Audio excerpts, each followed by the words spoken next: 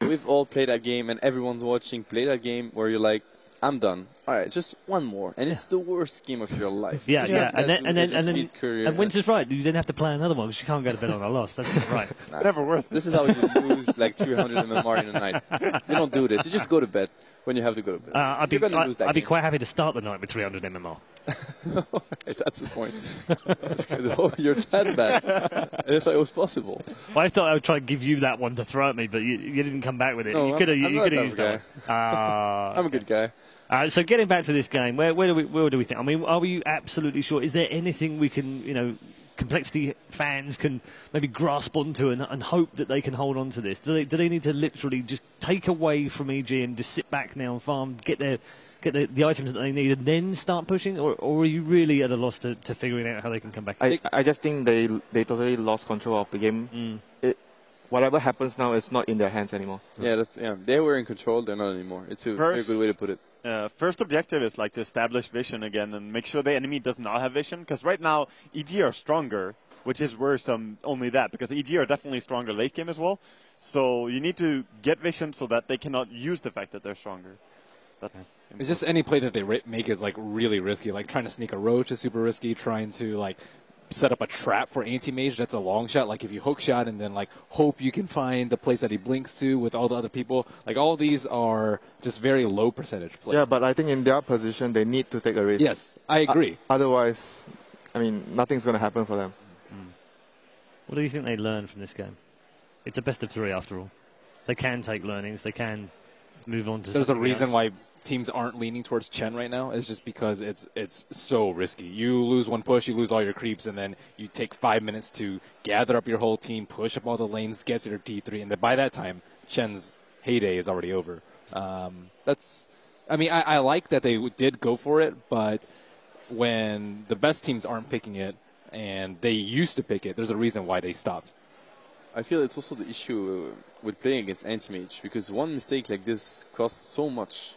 They do wrong this game. They played, sure, itemization wasn't the best, but it doesn't necessarily lose. It can lose you a game that's even, but a game that you're crushing, you could get away with it. But here they did one mistake that was, just splitting a bit, trying to deal with the anti-mage split push, not in the best way, and then suddenly we're actually saying that, all right, because you're in complexity fan, you're like, they just lost a couple of heroes. I mean, EG, they got 9 kills before, they got all the towers.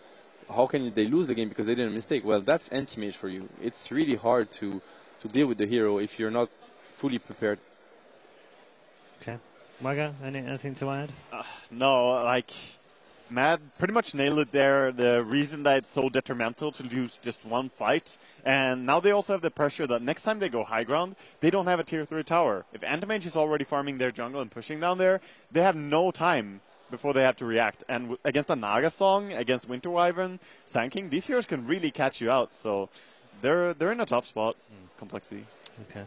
And draft-wise, if I can add something, it's as a drafter, it's somehow hard because they went for a pick that's quite hard to execute because it's up to them. If they do a mistake, they're going to pay for it.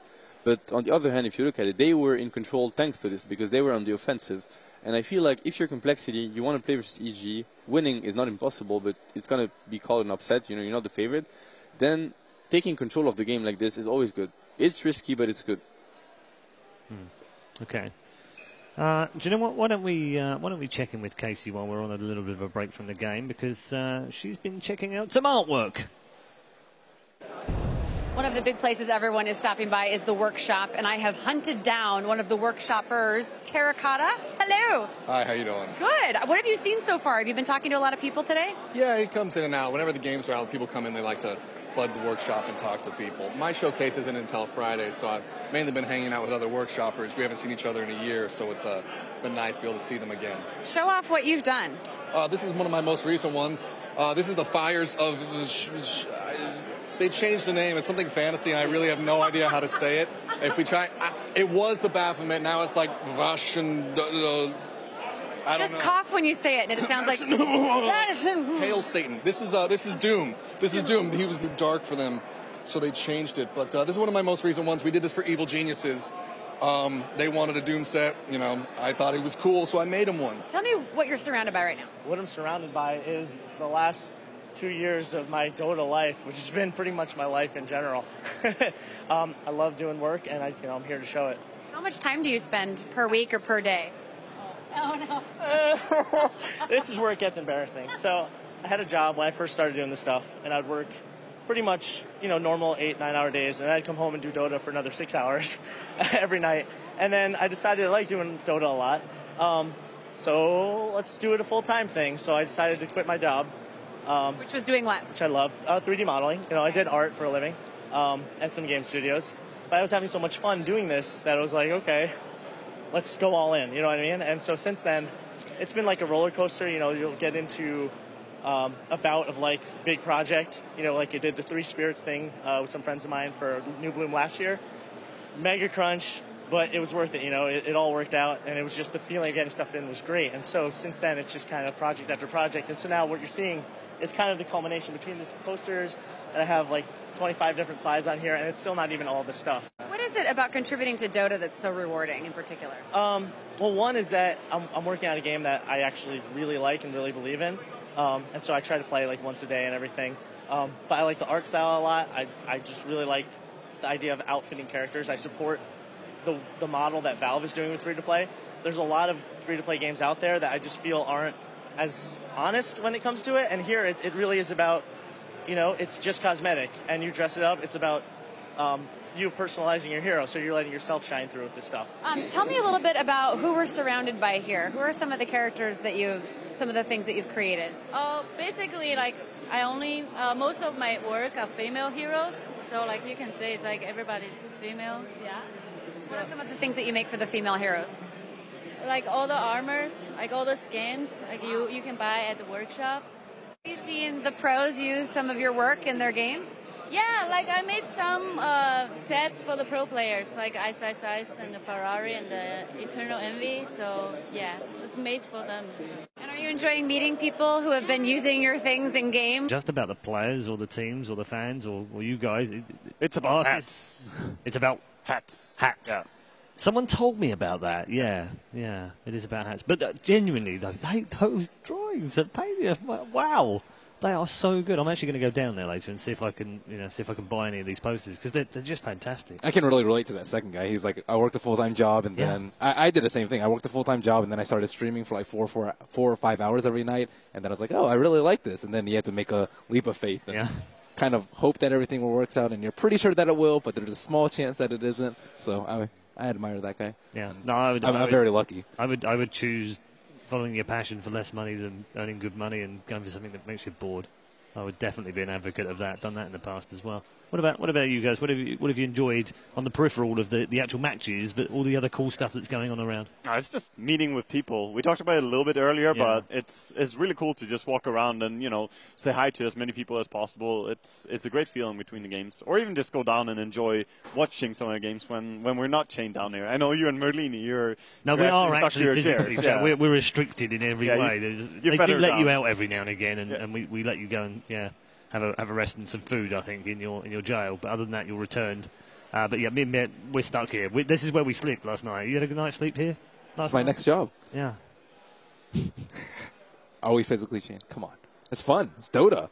That's what we live for. Yeah, absolutely. We're not all as young as we once were, unfortunately.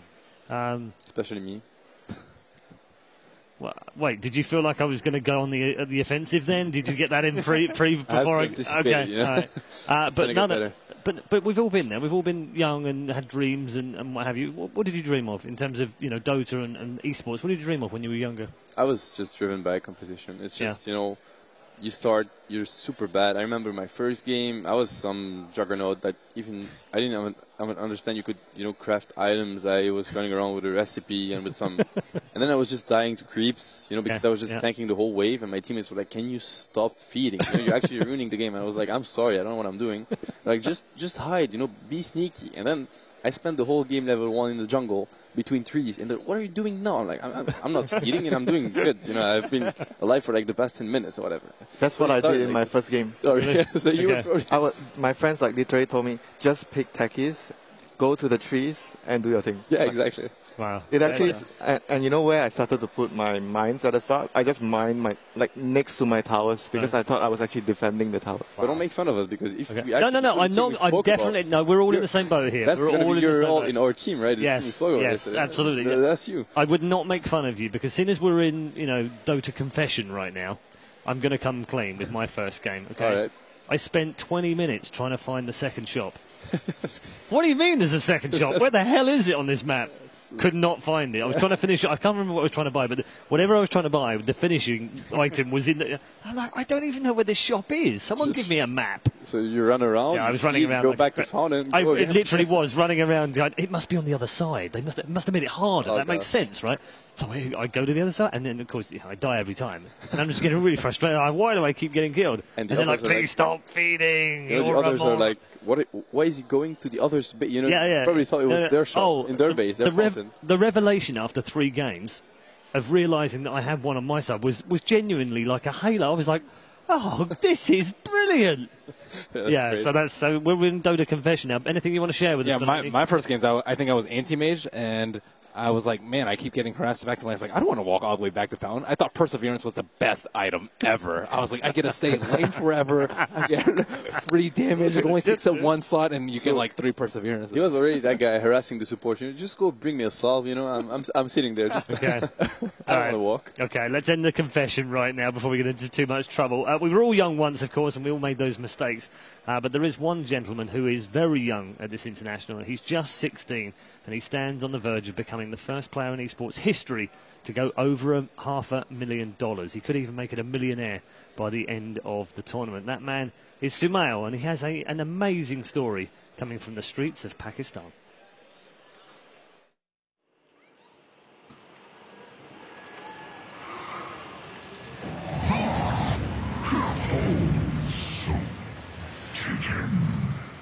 When I first met Sumail, I knew this kid was going to be big.